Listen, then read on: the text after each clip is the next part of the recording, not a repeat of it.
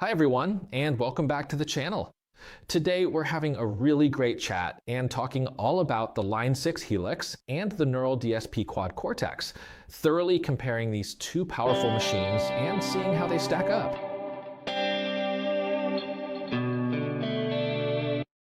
I am really hoping to give some useful information to anyone who's currently considering buying one or the other of these models.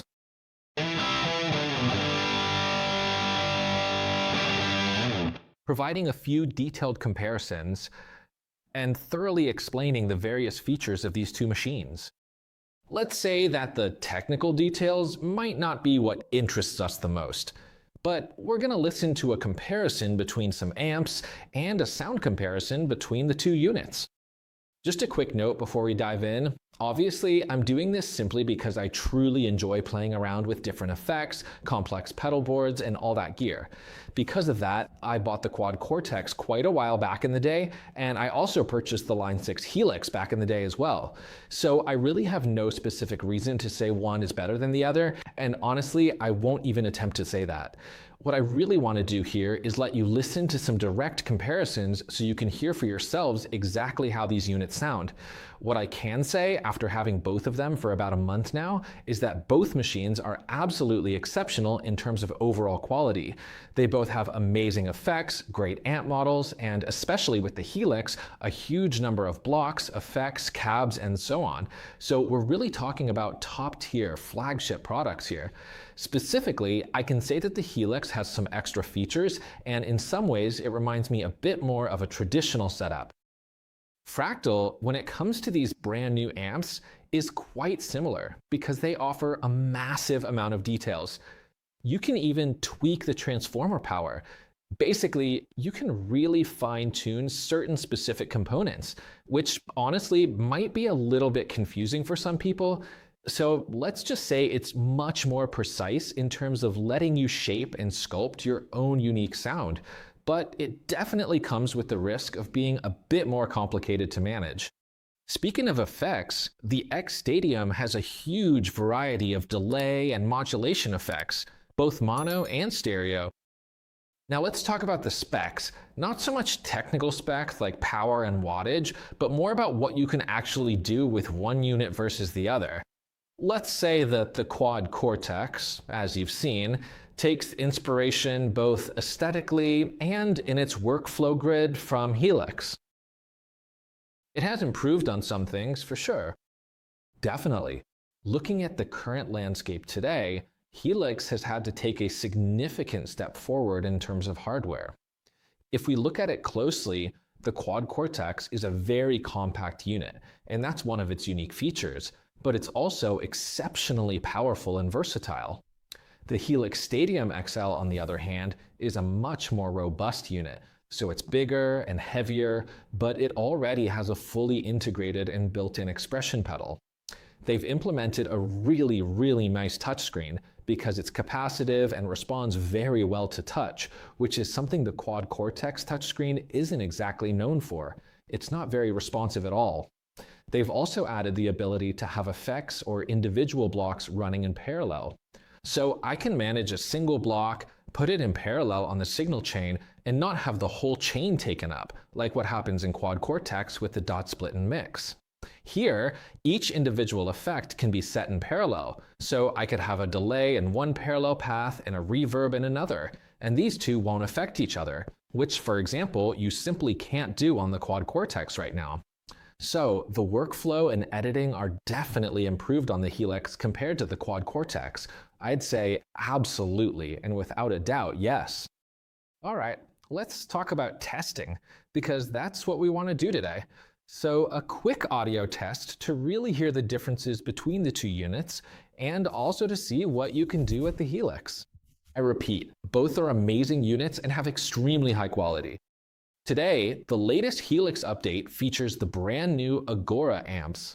Let's say that's their specific way of naming convention, their own term for this new generation of amp modeling.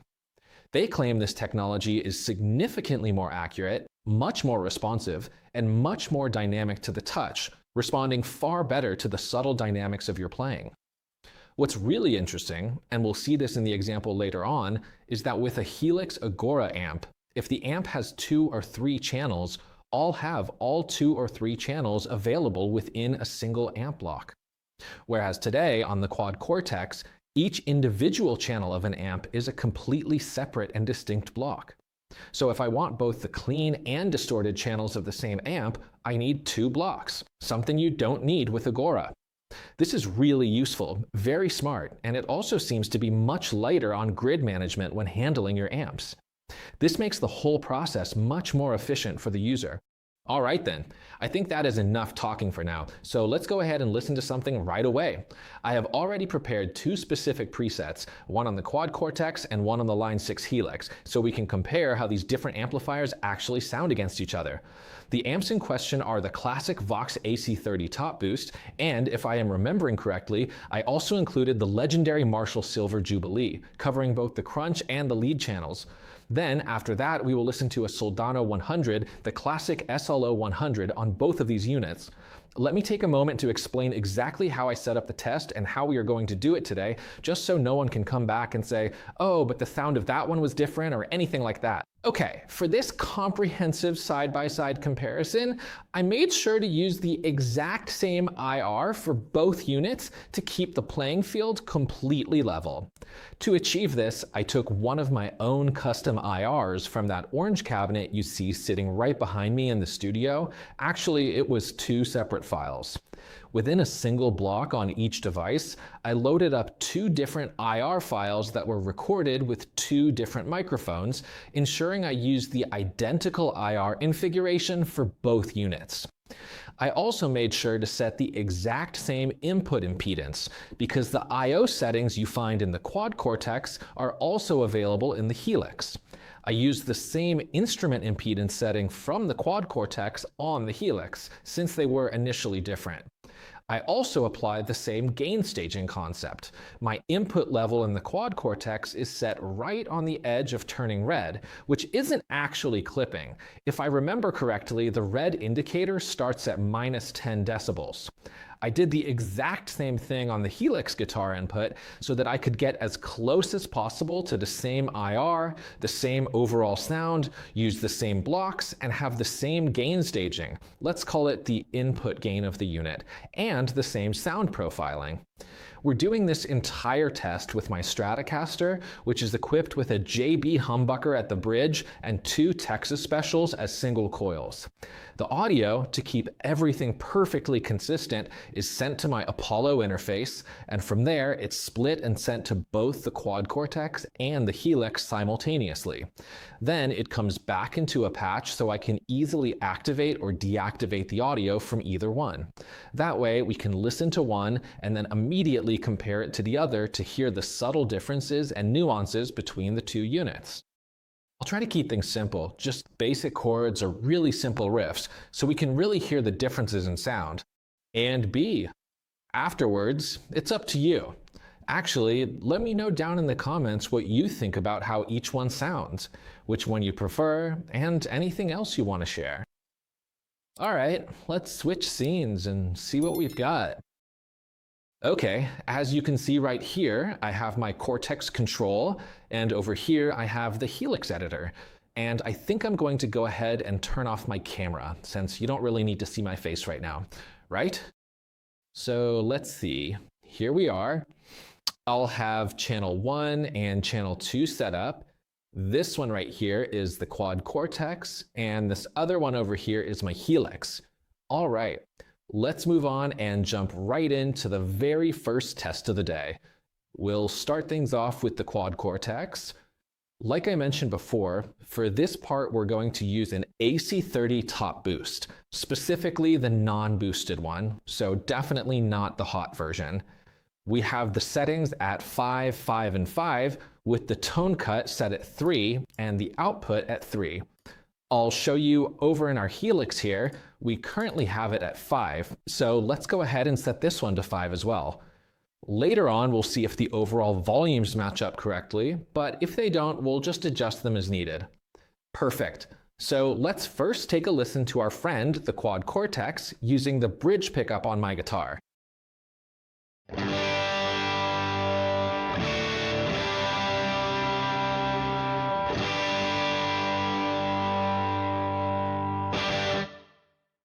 Switch into the bridge pickup, and now with the Helix engaged, let's get this thing moving right now.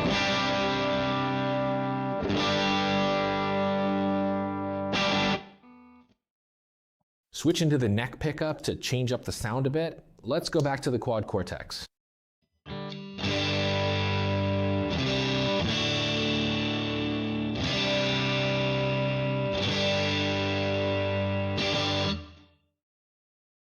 Now, let's make our way over to see the impressive Helix structure.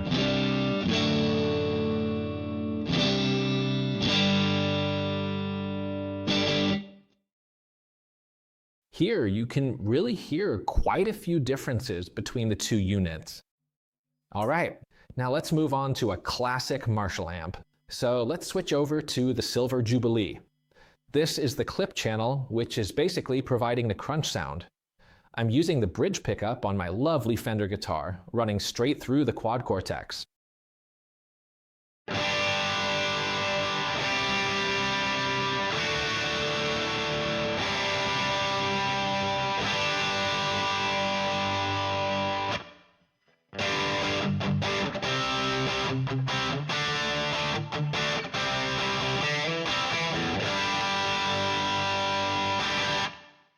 Now that we have everything set up, let's take a moment to really listen to the incredible sound quality of the Helix.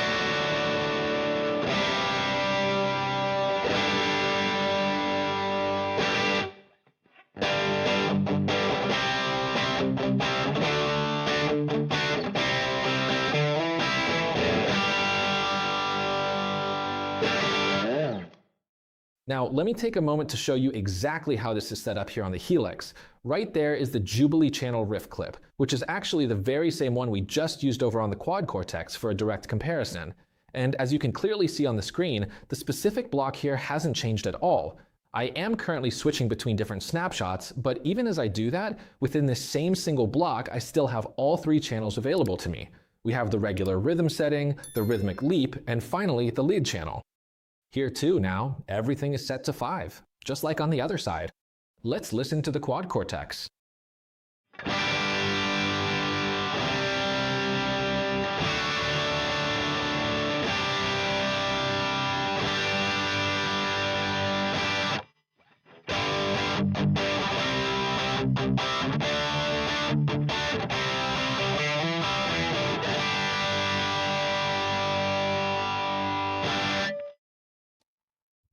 Now let's take a moment to listen to the impressive Helix.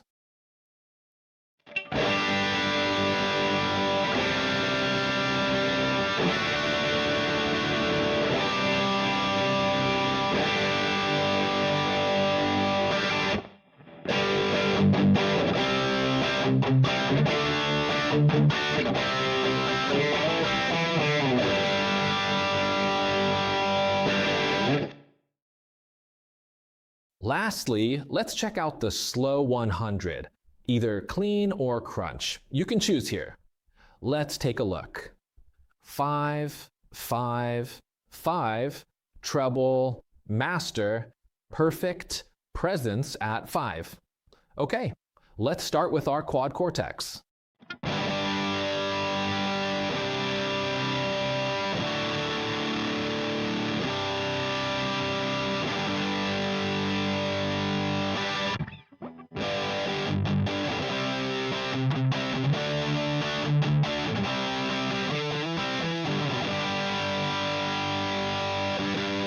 Now let's go with the Helix.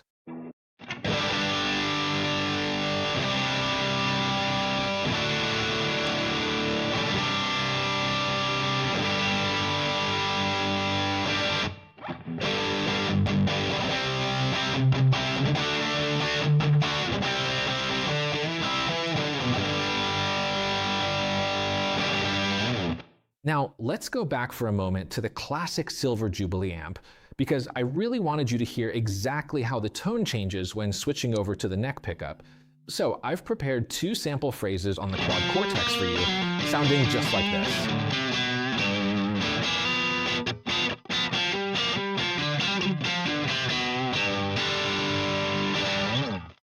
It's essentially the exact same sound as you get with the bridge pickup, It's definitely got that nice classic rock vibe. But then when I switch over to the neck single coil, I get a specific sound that truly reflects the lower gain coming from the pickup itself. So it's actually very true to what would happen in a real life situation, right? Now let's take a closer look and listen to exactly what Alex does during his daily routine to get everything finished.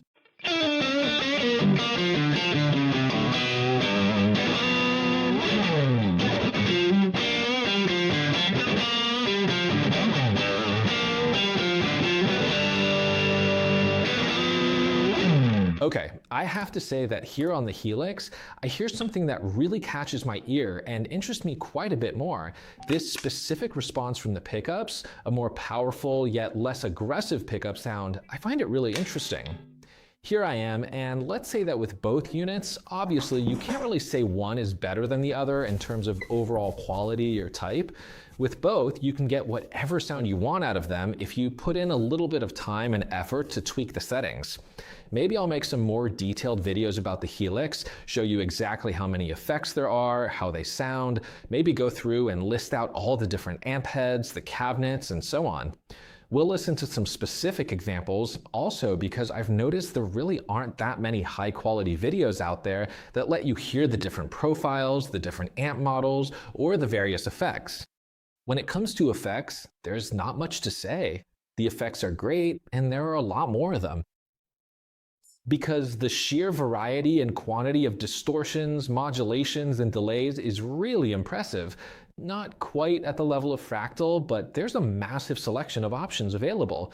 You can spend hours and hours experimenting with each of them, listening and discovering how everything works together, because honestly, it can get quite overwhelming to manage. So a helpful tip I can give is if you don't have a lot of experience, maybe if you have the willpower and are willing to dedicate time and effort, otherwise, maybe the Quad Cortex is actually a bit simpler. It's not exactly the easiest machine, but it's not that complicated either. Personally, I found that the Quad Cortex always tends to sound a little bit more compressed and always has a little bit more gain. Let's take a quick look back at our Vox for a moment. A Vox. A Vox AC30 Top Boost that sounds this distorted with the master at 3 seems a bit much to me. Sure, the sound quality is nice, you can't say it sounds bad, okay.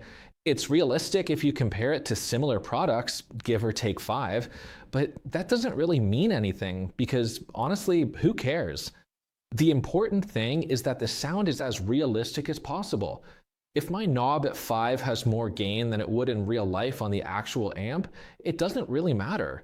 I can just turn down the gain in the model, or I can lower the gain at the guitar input. So in the gain stage we talked about earlier, in the I/O settings, or even in the first block of the Quad Cortex, I just turn it down here.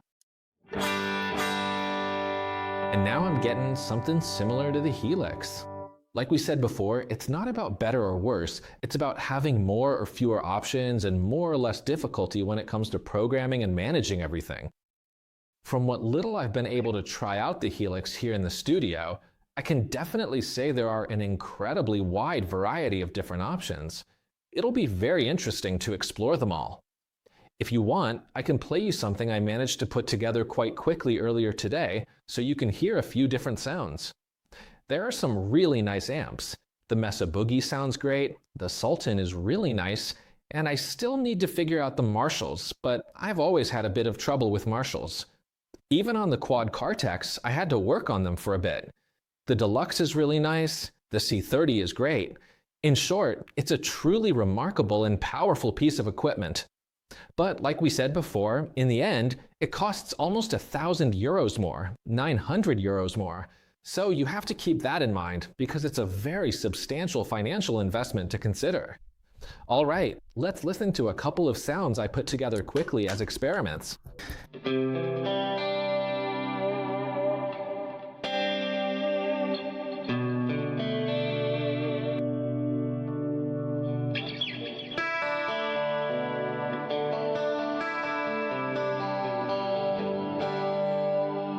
That looks really nice. It's great.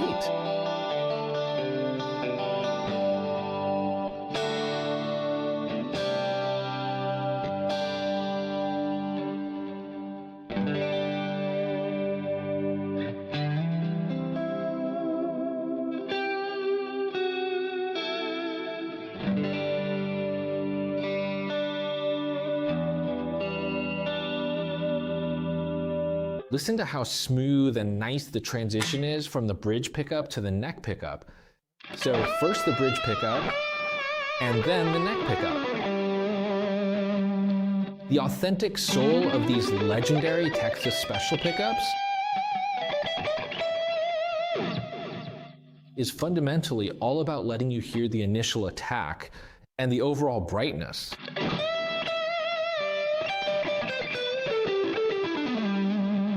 I want you to listen very closely.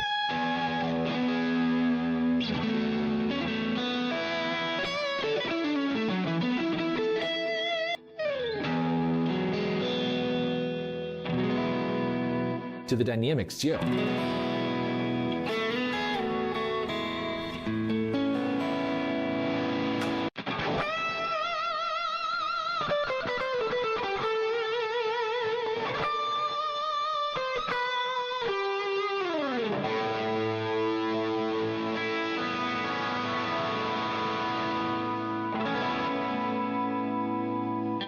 Ah, how beautiful. Listen to how nice these delay effects are in the 4-voice chorus.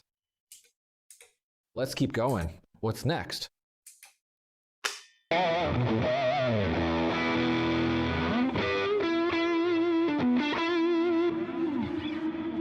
Here's one of the major drawbacks and flaws of Helix, in my opinion. This specific issue right here that I'm pointing out. When you switch from one channel to another, the delay effects make all of this unwanted digital noise and interference.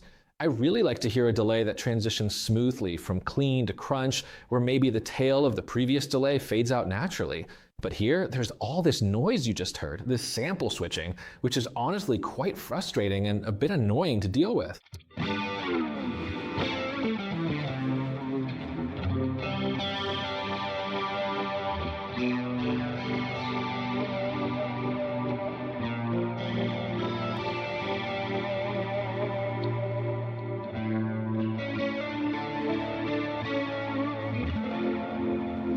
Please note that the following subtitles are provided for you.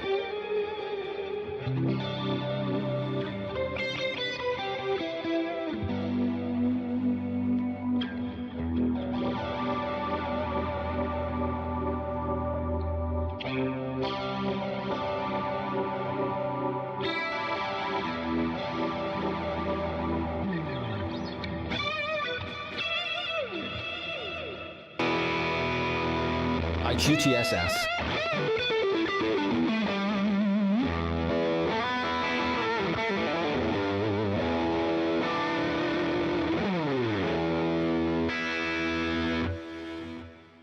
Mesa's actually a pretty decent place to visit with its unique desert landscape and atmosphere. At least that is how I recall it from my previous experiences there, if I remember correctly.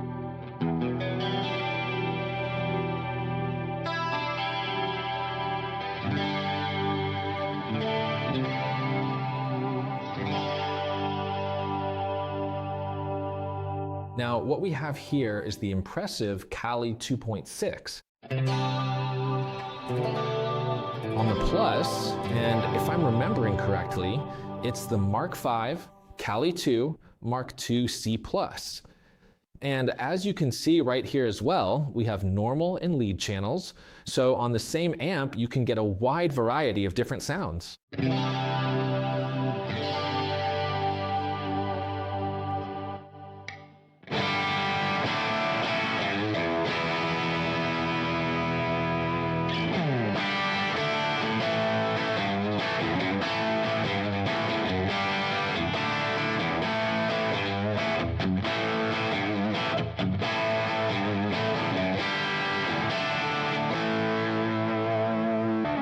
This is a super light crunch. I'm still using the normal channel.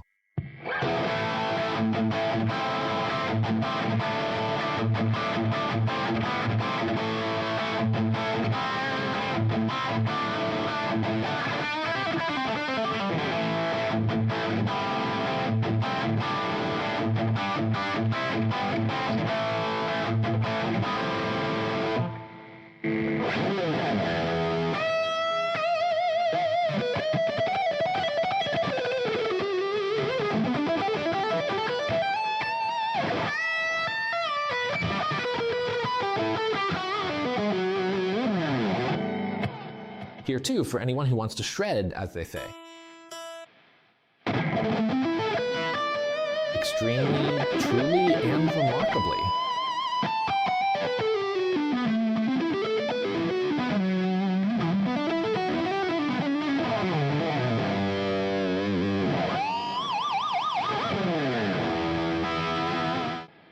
Nice, the Mesa.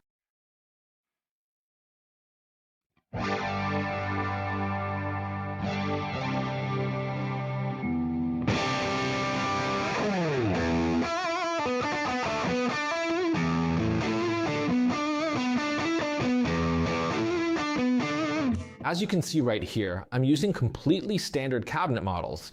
Here too, with the focus view, it's incredibly useful and intuitive. You can manage and adjust your microphones, set them at 45 millimeters, keep them straight, or even change the type of microphones. There are a massive selection of different microphones here, even more than on the Quad Cortex, but maybe we'll look at that in a video that is dedicated specifically and exclusively to the Deluxe and all its features.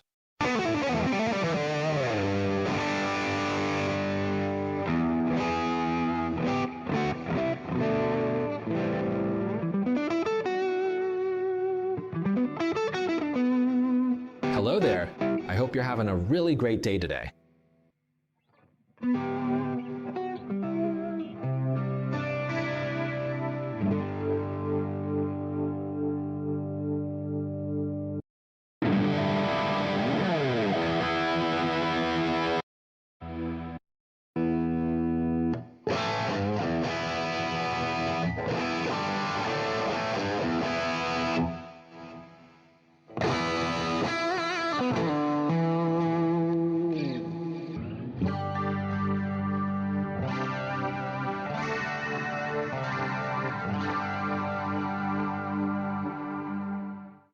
Well, I hope this little sound comparison was helpful, mainly a sound comparison, because as we said, we didn't do a technical comparison of all the features available. Maybe I'll make a video dedicated just to Helix Stadium. Let me know if that's something you'd be interested in.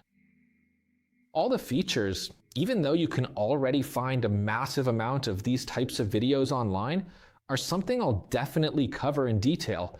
Maybe by doing a comprehensive rundown of all the amps, all the pedals, and everything else, because there are some incredibly fascinating and unique things to see. So for those of you considering buying one or the other, you've been able to listen to some clear examples. Now you've heard exactly how the models from one and the models from the other sound, using the same guitar, same IR, same input gain, and so on. So you've gotten a real sense of the overall sound.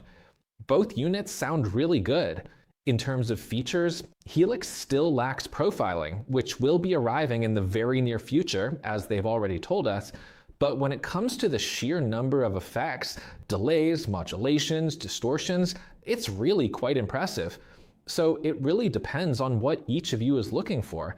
If you're, let's say, a dedicated audio enthusiast and sound nerd, there's definitely a lot of depth to dig into here.